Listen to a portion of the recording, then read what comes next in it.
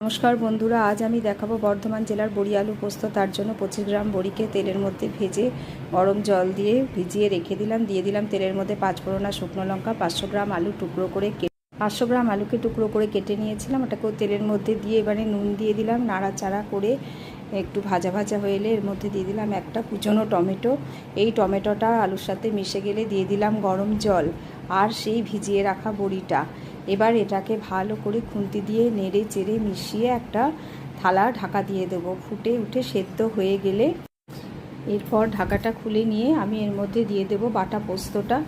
এরপর এটাকে নাড়াচাড়া করে বেশ করে এই আলুর সাথে পোস্তটা মিশিয়ে নেব। বড়ি আলু এবং পোস্ত তিনটেকেই একসঙ্গে মিশিয়ে বেশ একটু শুকনো হয়ে এলেই আমার হয়ে যাবে আজকের বড়ি আলু পোস্তর রেসিপি। বন্ধুরা, কেমন লাগলো জানাবেন।